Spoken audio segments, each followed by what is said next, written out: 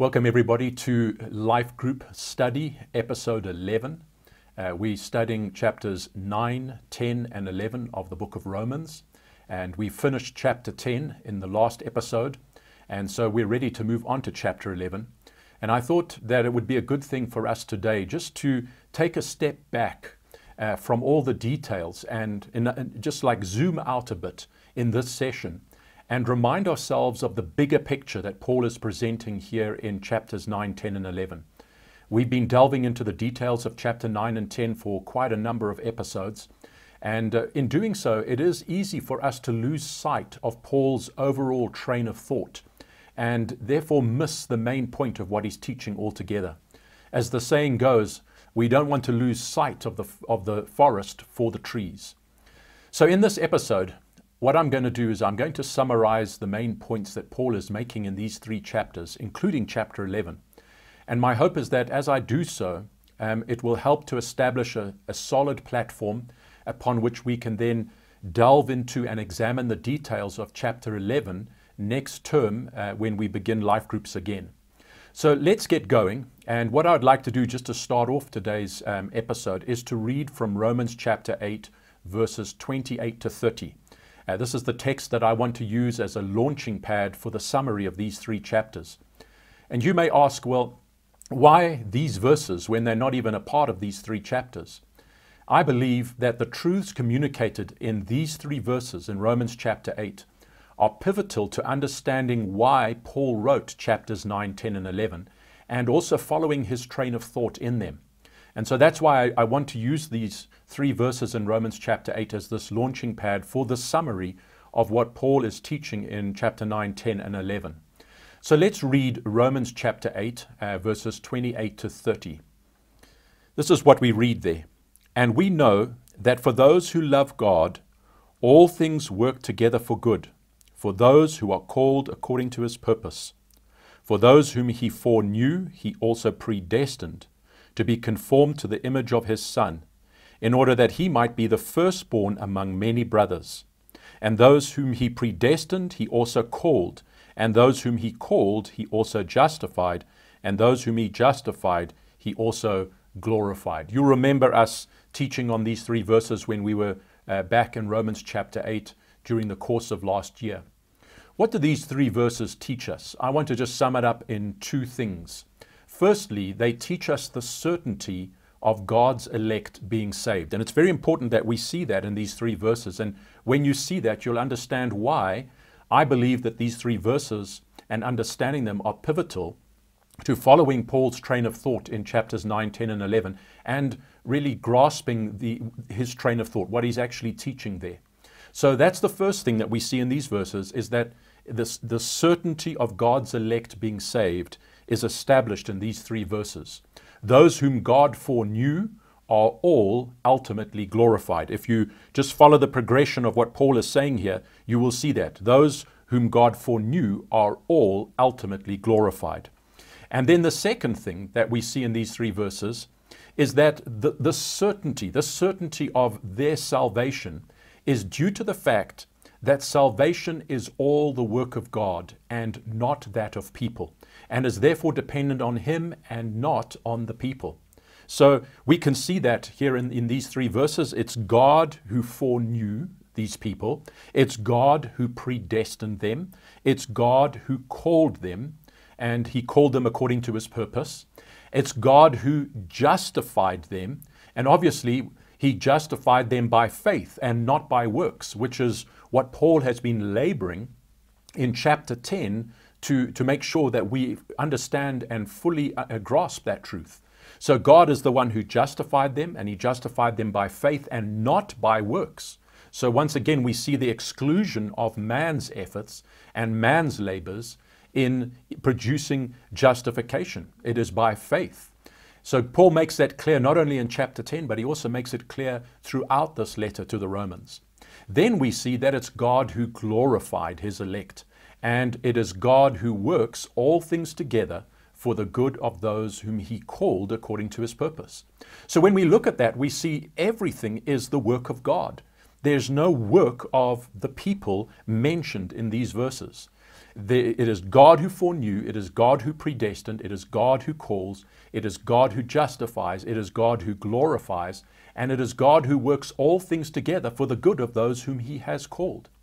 So when we grasp these two truths from these three verses, the fact that salvation is certain for God's elect, and that it is certain due to the fact that salvation is the work of God and not that of people, we then can come on to chapter 9, 10, and 11, because it is in the light of these two incredible truths that we see here in chapter 8, that, which we've just been mentioning, that a question about Israel arises. And the question that arises about Israel is this: are not Israel God's chosen people and his elect? Are they not foreknown by God and called by him? And if they are, then why have they not been saved? Look at what's happened to them. And you've got to remember the context at that particular time, which is pretty much the same as what we see today. The context of that particular time was that the nation of Israel had rejected Christ, that they had rejected the gospel. And so we saw that in chapter 10 very clearly. So what we see is we see a situation where Israel, who is God's chosen nation, has rejected God in rejecting his son. They are not justified because they have not believed the gospel, but have trusted in their own works and righteousness. And instead of the Jews, who are God's chosen nation, being the ones that are being saved, it is the Gentiles, who are not God's chosen people, who are receiving Christ and trusting in him and being saved. So that's the scenario at that particular time, just as it is pretty much still the same today. And so this brings a great objection up to Paul's teaching in Romans chapter 8 and verse 28 to 30, which we've just read. And it is this objection to what Paul has taught in Romans 8, 28 to 30 that Paul is seeking to address in chapters 9, 10, and 11. And this objection is simply this: why are the Jews God's chosen people outside of Christ and not being saved, when the Gentiles, who are not God's chosen people, are streaming in and being saved?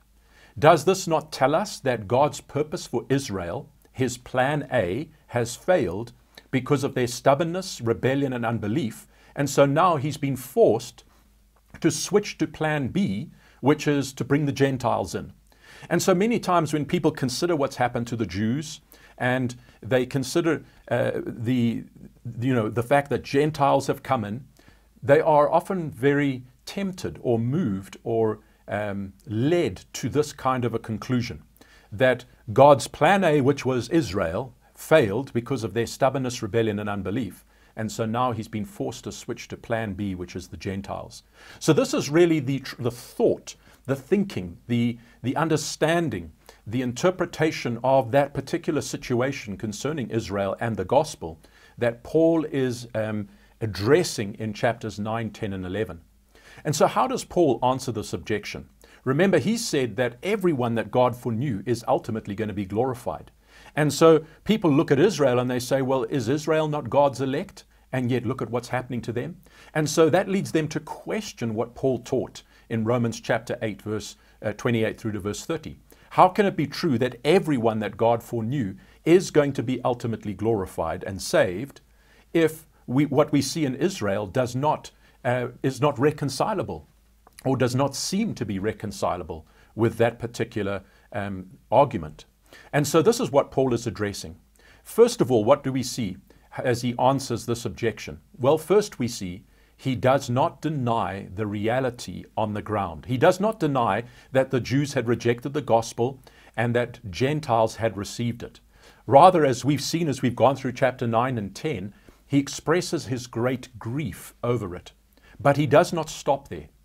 He quotes numerous passages of Scripture, which we've looked at, to show that this was always God's plan from the beginning. In other words, he's showing that what is taking place with Israel, what is taking place with the Gentiles with regards to the gospel, with regards to Christ and salvation, is not something that it's just new or been forced upon God. He foretold it through the prophets. And therefore we shouldn't be surprised that it's happening. That's what Paul is teaching. And then he goes on and he explains why this has happened and why it does not negate what he taught in Romans 8, verse 28 to 30.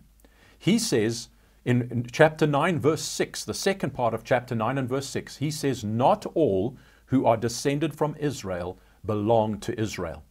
He explains that this is why so many of them have not believed and not been saved. It's because although they are part of the nation of Israel, they are not a part of the spiritual Israel. They're not amongst those whom God foreknew and predestined, even though they are Israelites.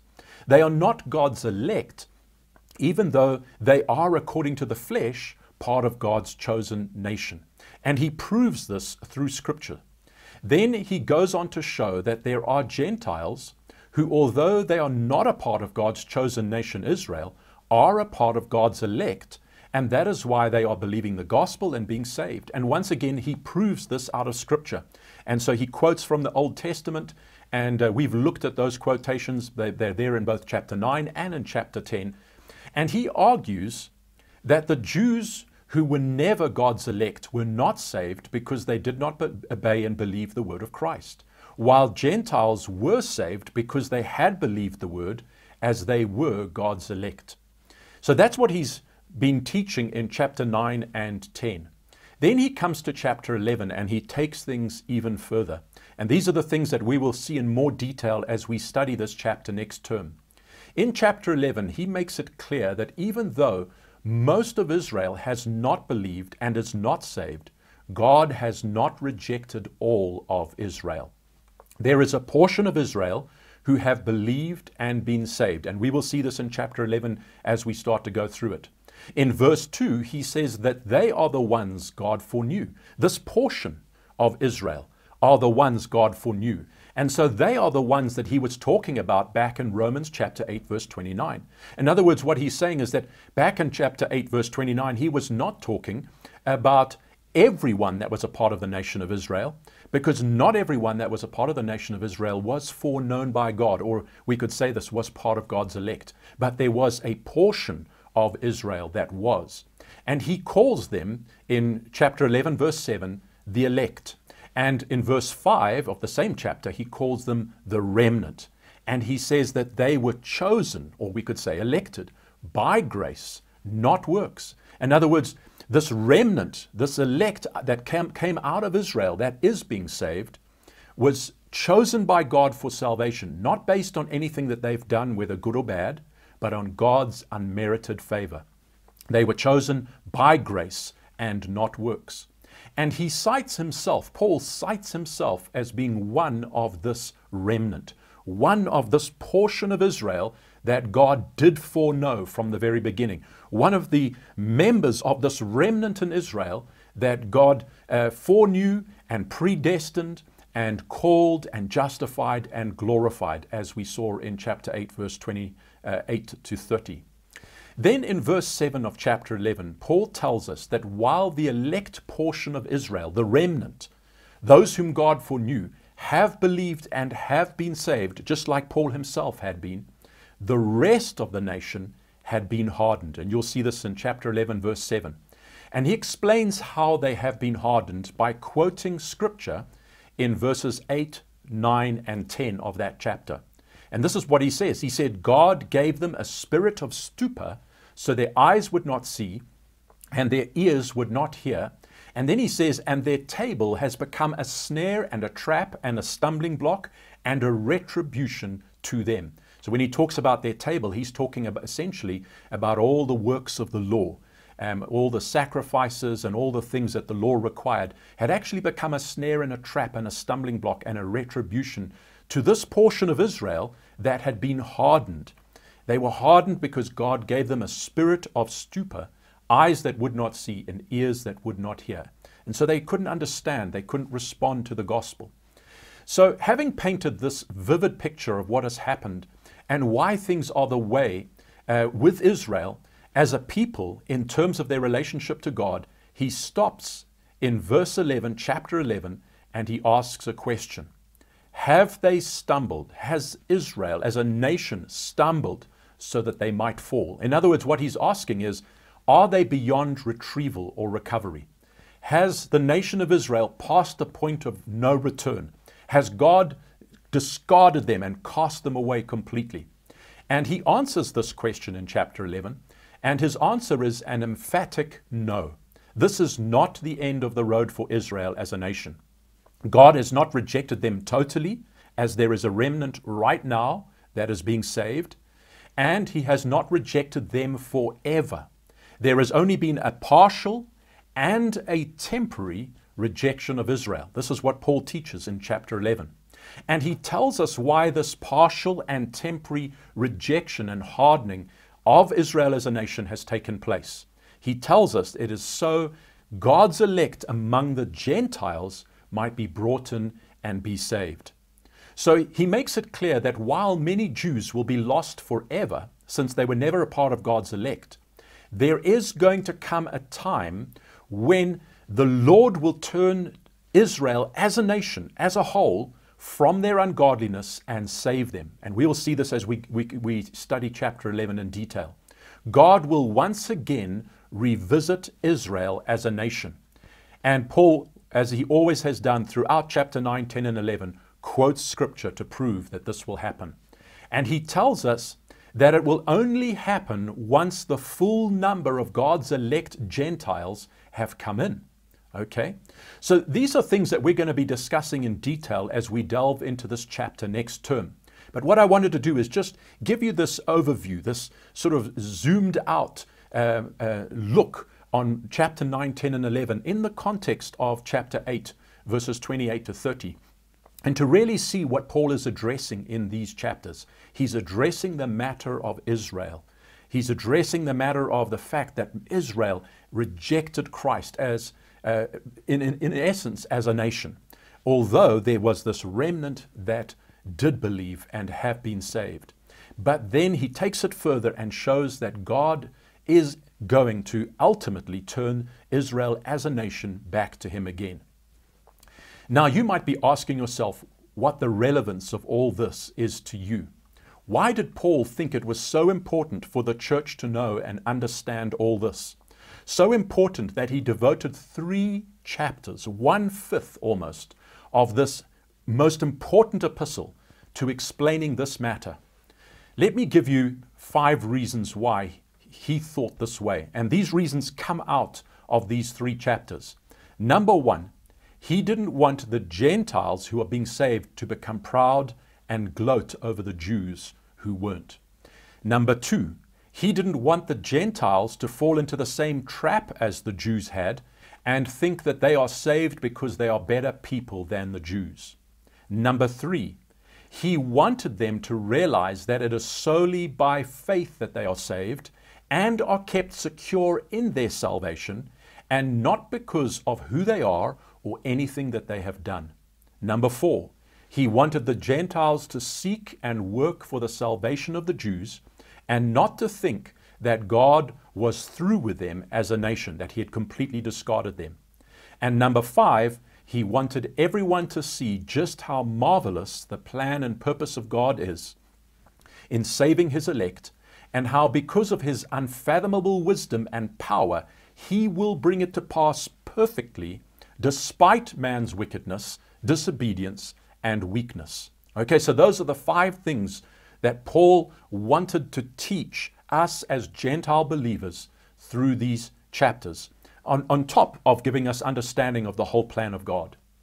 Now, I think it would be a very beneficial thing to discuss as life groups how the developments that have taken place in the last 75 years concerning Israel as a nation support what Paul taught in these 3 chapters, bearing in mind that Paul wrote these words nearly 2,000 years ago. So Paul wrote at a time when the nation of Israel was still present in the land. And then we know the history where in AD 70, Jerusalem was desolated.